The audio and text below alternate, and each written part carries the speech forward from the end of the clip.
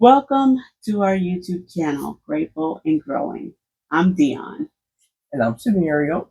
And today we are going to talk about our journey that we've been going on as far as investment property. One of my dreams, our goals and dreams, but something I brought into the relationship and we kind of just built it together was us being in a place where we can provide generational wealth to our children.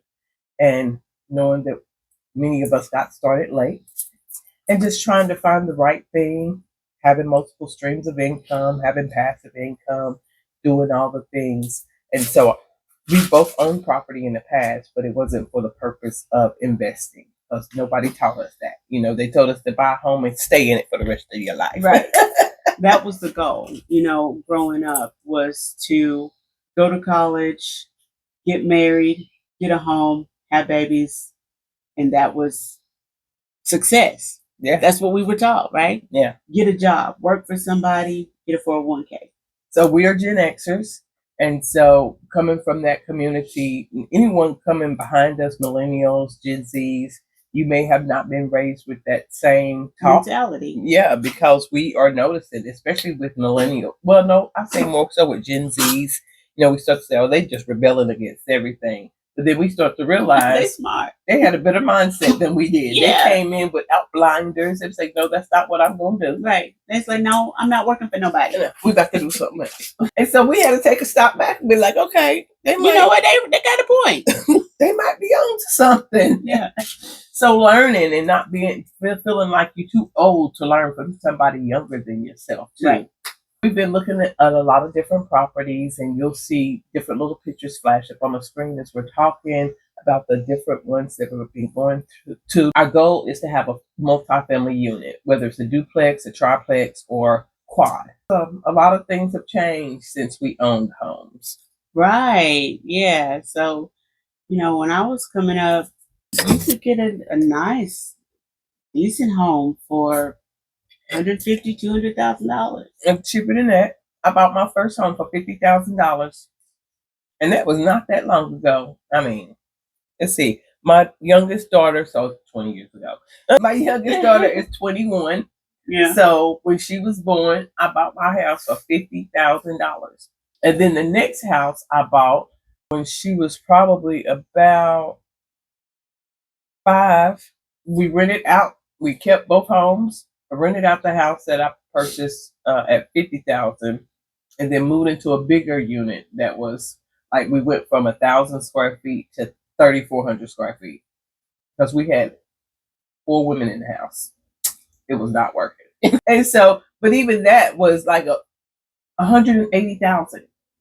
$180,000 for a 3,400 square foot home, and now you can't even talk that up. No, absolutely not.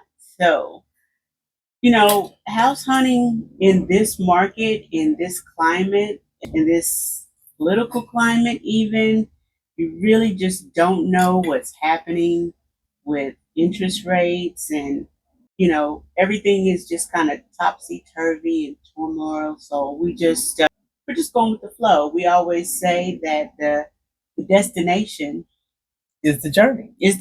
Yeah. So we're, like she said, we're just taking it one step at a time, and we are being intentional about enjoying every minute of it. What are we looking for? We have several things that we're looking for. We want, of course, a multi-unit. Yes. And we want a decent yard and a decent neighborhood. For the fur babies. Yes. And we would like to have a decent amount of square footage, but that seems to not be a thing right now. It's been very difficult to find a multifamily unit with decent square footage. Yes. Because they pretty much So far. Yeah. So far. It has been hard because they've pretty much taken a home of about 1,500 square foot and made it into a duplex. So leaving you with like 700 square foot per unit, which could work for someone, but not us. Not us. And the reason why we need it to be a certain unit is because we're going to do house hacking.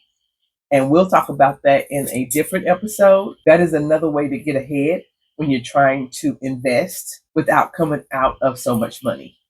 So far, the biggest units we've seen is, I think, 1,800, which would give us about 900 square foot per unit, because most of them have been about the same square footage on each side. We're finding a lot of homes where they put the water heater and like the electrical things into the closets, like taking away closet space. Like, what are you doing? And where she needs closet space, I need a dishwasher.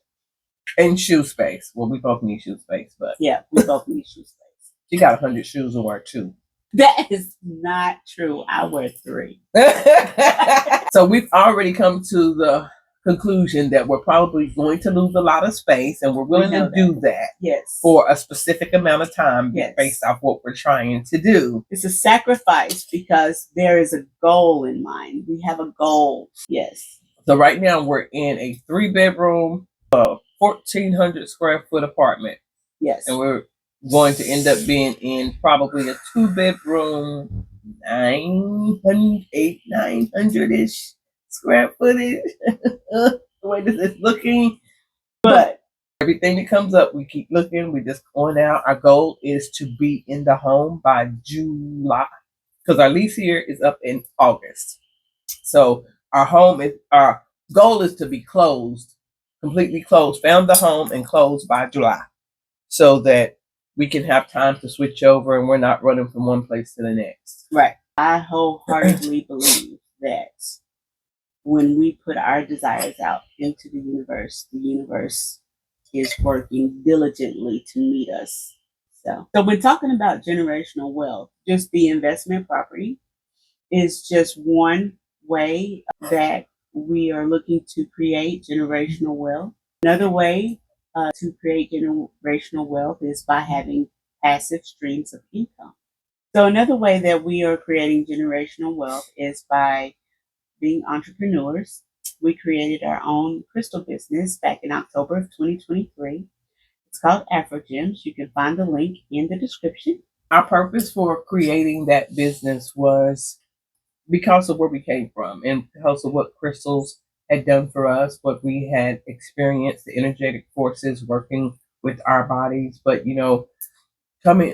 being raised in a very religious background, all of this was demonized. And of course, we won't get into that right now, but you have to find your own way. And we did, and we began to realize that a lot of stuff that was told to us was not the truth at all, was completely not the truth. And so, me as a teacher, I'm a teacher at heart. I want people to know things, and so I wanted to spread true information that will combat misinformation, and to let people know exactly how crystals work with you, how they work with your body. We are all energy, and we all have a different vibration. And so understanding that vibration and letting it work with you, and then adding that to your self-care routine, which is another thing no one told us to do. No one told us to take care of ourselves. They told us to take care of everyone else. Right. But in taking care of ourselves is important and necessary. We are our number one priority, period, point blank. That was our first endeavor. And then we each have our personal endeavors as well. We won't get into all of those. But like I said, we have a passion for generational wealth. So creating those multiple streams of income is very, very important. And in the process, you're going to learn what you can and can't do, because sometimes it begins to feel like it's all about the grind or it's all about the money. Right. And even though it is about the money, you have to have a passion for it too. Because if you don't have a passion about what you're doing, you're going to burn out. Yes. Because it gets stressful. It's very stressful. Yes. When you got a lot of things going on. But it can work for you if you know what your reason is. Yeah, if you know your why. Yes. If you know your why, and then you're not trying to just copy somebody else, but you lean into what is pulling you. You lean into what makes you happy. You lean into what is easy for you. As far as the crystal business, when we first got into the crystal business, I was looking for peace. I was coming out of social work, coming off of the child abuse hotline, and it was extremely stressful. My mental health was suffering really bad. And so being able to come into the metaphysical world and learning about crystals, learning about frequencies, learning about energy manipulation, and finding a platform where I could teach others about meditation, about energy manipulation, about frequencies, about peace. That was something that I could lean into. That was something that brought me peace. And so that's where I found my passion. That's where I found my peace. And so that's something that you could definitely that you definitely want to do if you're looking to become an entrepreneur. You've got to find your passion. Yes. One of the other things I do is I'm a financial coach. I am a certified life coach, but I niche down to finances. And one of the reasons why I did that is because I run across so many African Americans. We have this mindset that we don't need a budget unless we're struggling.